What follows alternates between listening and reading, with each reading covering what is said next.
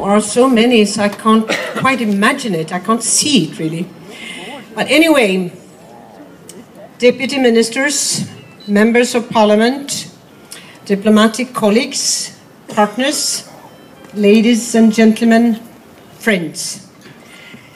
I thank you for coming to the embassy, sharing the Swedish National Day, June 6, with us. June 6 for Swedes is a day that throughout history symbolizes our democratization. It was a long, long process. As we stand here on this day, the Egyptian political transition is moving forward almost hour by hour. What was started by a young, brave and dedicated generation some 16 months ago has moved forward. The road is bumpy, there are backlashes, and there is still some way to reach the ultimate goal, a civil, democratic Egypt with full respect for human rights. But there is no doubt about the direction. Sweden pays tribute to the abolishment of the emergency law. The new Egyptian president has to be an inclusive president for all Egyptians, irrespective of them being men or women, young or old, Muslim or Christian, rural or urban, poor or rich, or whatever. The Egyptian people can never go back to the state of fear that was their fate for so many years. Sweden stands ready to support Egypt in its very important democratization process, whether bilaterally, through the EU, or through the UN. We support you politically, through economic trade and cooperation, and through the civil society. Ultimately, the exchange between people is what matters. Thus, we will continue the cooperation that dates long back. The political life in Egypt has changed character this last year, and new and important structures have emerged.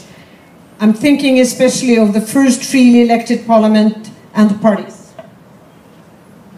We are proud to develop partnership with these important entities through their corresponding partners in Sweden and also directly through the embassy.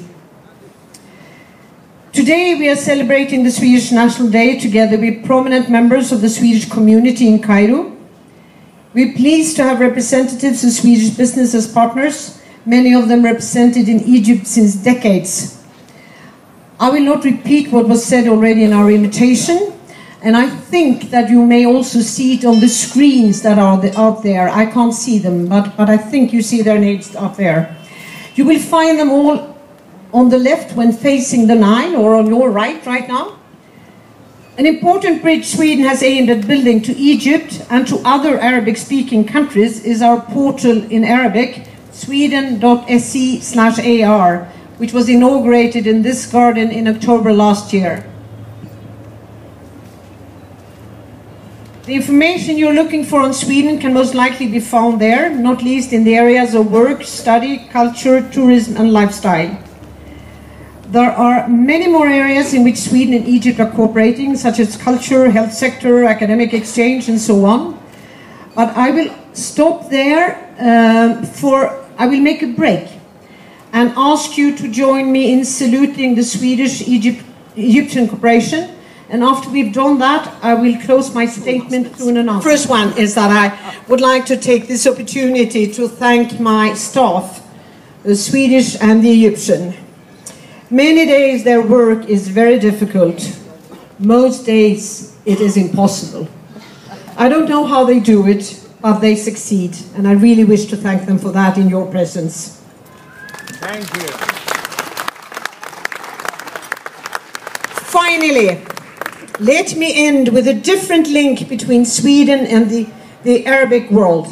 Since some 10 days, most of Sweden is in a state of euphoria. The reason is that the Swedish singer Loreen Talawi won this year's Eurovision Song Contest. This competition, which Sweden has won 5 times since its inauguration back in 1956, I believe it was, is one of the most watched non-sporting events in the world.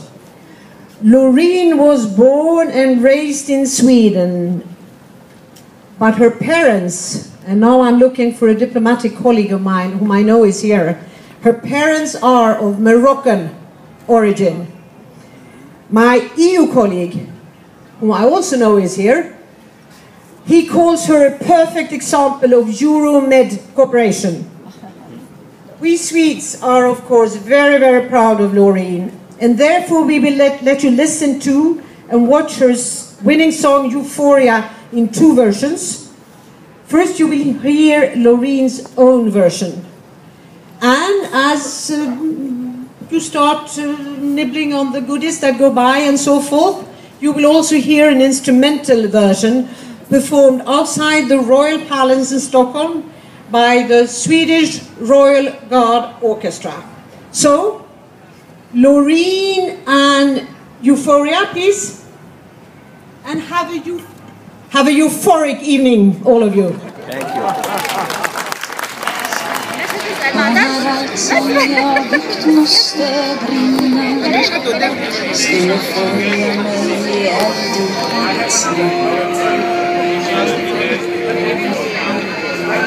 Jag har tänkt att alla jag kan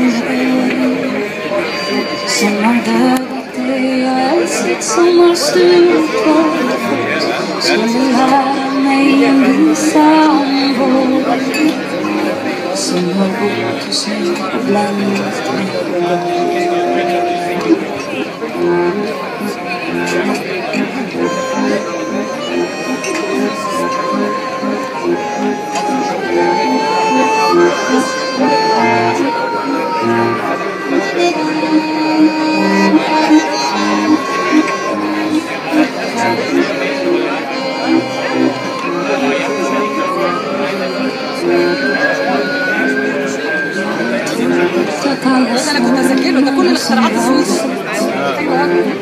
Min färg skulle blandas till en vansinnig sång, att där jag snabbat över helvetet till facit.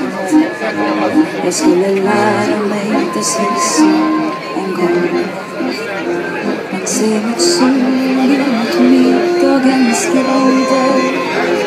Och aldrig har jag funnit vad mitt hjärta har varit. Ska jag funnit först i dödsskuggans tider, när det ändlösa mörkret är sett. Jag har drömt när alla stjärnor skiner över vildmark som viskar vart i ensamhet och natt, att alla vindar som ett kärlan skulle lära mig för